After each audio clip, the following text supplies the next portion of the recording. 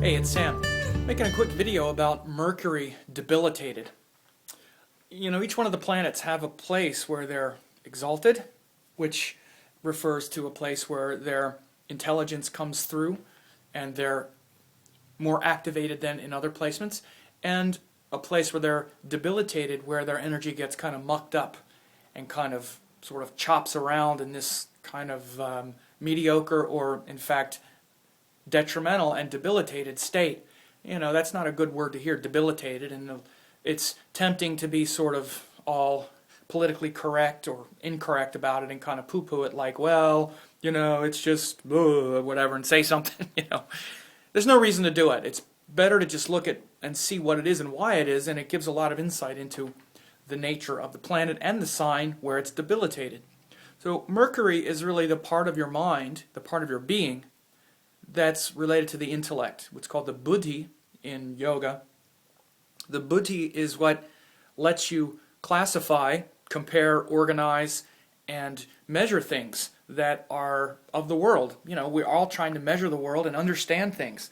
Now, that's different than forming some sense of meaning and conclusion about it. That comes from Jupiter, actually. Jupiter is the sense of meaning and the hope or lack of it that we derive from the things of the world. But Mercury is actually very much about just putting things in the right place and being neutral about it. See, the planets have a lot of attributes. One of them is their neutrality, or their masculine or feminine nature. The masculine and feminine planets have a sort of bias toward the masculine or feminine. Feminine planets want to feel good. Masculine planets want to do what's right and sort of move us forward.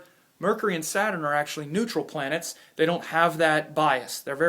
At best, they're unbiased. And it's the part of you that needs to be unbiased if you're going to actually learn anything and grow as a result. Because this faculty of being able to observe, like being a sort of witness of your emotions, witness of your actions, witness of your sort of habits and things that you do, comes from Mercury. And then having a sort of unflinching, unbiased eye and a willingness to actually say, okay, well, if I'm doing this, then I need to sort of let go of it, comes from Saturn. He's our deeper commitments. Not based on what I want or what I think I want, which are the charged planets that have these bias, but very neutral. Mercury and Saturn are neutral planets. They're supposed to be. At best, they operate with a lot of neutrality. Mercury operates well in earth and air signs because air is fast and flexible, and earth is very practical. Earth is very much about just doing the next practical thing.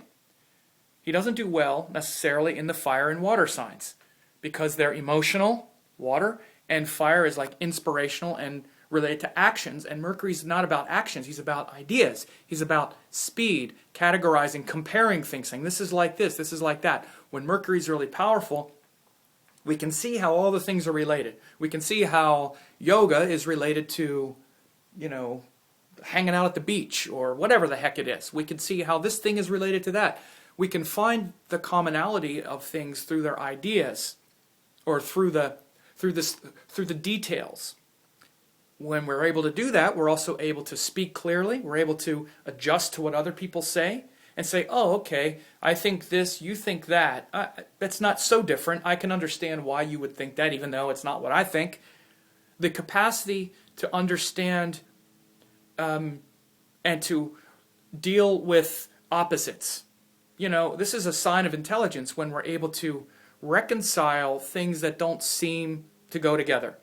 To handle that kind of things, those things that seem completely, to not make sense. Rather than having everything be literal and black and white, right or wrong, which is Mars, Mercury comes after Mars in the planetary order to bring that complexity.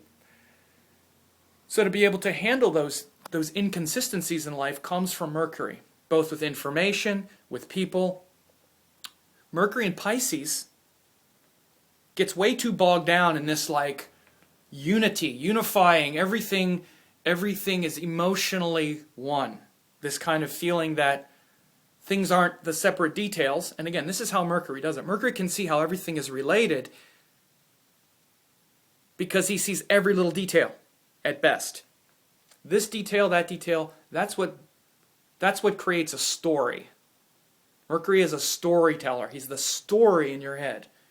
That story is not just some like feeling that merges with everything else. That's what Pisces is. It's a beautiful sign. I mean, it's where we feel that oneness with everything. Now, I might say, well, but doesn't that kind of help Mercury not be so blah, blah? No, it doesn't. It blurs all the details. One of the things I realize about astrology is things aren't really synthesized in that way. Everything is very specific. And a synthesis happens because like only one action takes place. But when you take apart the complexity of that action, it's a bunch of little details, just like thoughts, just like your mind. You know, your mind, there is no thing in your head called a mind. There's this impression of there being a mind because there's a lot of thoughts and they come really fast and they seem to gather in this organic thing that's called a mind. But there is no mind. There's just a bunch of thoughts and they come one after the next and they come so fast that you have this illusion that there's this solid thing in you called a mind. By the way, this isn't my opinion. My Guru Amma has given stories like this and talked about things like this, and there are many examples, and there are many great parables of what the mind is. The mind doesn't really exist. There's this idea that there's a mind because there are thoughts that come really fast. That's Mercury. And there's nothing wrong with that. We need that to recognize dangerous details and to remember and recognize dangerous patterns that we can get out of. And see, often when Mercury is powerful, we're able to do that. We're like, oh, I'm making the same mistake again. It doesn't matter how I feel about it. I'm making a mistake. I'm wrong. I did this before. I'm doing it again. I need to do, and then Saturn comes in and says, yes, you need to stop it or it's going to be dangerous, right? Again, Mercury and Saturn. Regardless of how we feel about it, there's a quality of life that's purely neutral. Beyond our biases, our likes and dislikes, Mercury and Saturn are really important in that process. Mercury first recognizing things. He's very playful and curious and wants to know what really happened here. Was this me? Was this you? What's going on here? Mercury likes to explore all kinds of things. So when he's in Pisces, this detailed, precise nature, remember he's exalted in Virgo, which is earthy, precise, slow, practical. It gets thrown into this realm of emotion where all these feelings come and then we can't think straight. Pisces is very emotional, it's very inspirational. And when Mercury's in Pisces, we can't think with that sort of precision and speed.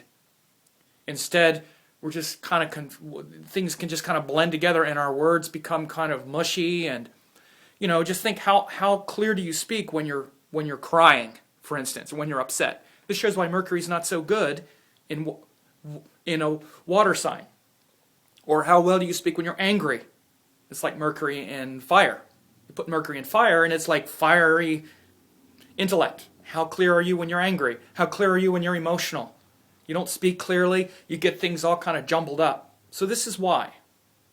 Now, it doesn't mean it's a bad thing. It's actually good for things like writing and creative pursuits. If Mercury's powerful in your chart when you were born, like if you have a powerful Mercury, like especially if it's in Gemini or Virgo or in an earth or air sign, especially if it's in Gemini or Virgo because it rules that, but even in earth or air signs, then it's not as difficult. But if when you were born, for instance, Mercury was in a water sign, Mercury was in a fire sign, you might feel this difficulty of Mercury debilitated. And it's going to be there for a while because he's going to go retrograde in Pisces and then go back again. He'll be there for a couple months. So realize this nature of Mercury to be a planet of neutrality and speed, flexibility, allowing you to adjust to life situations by being light.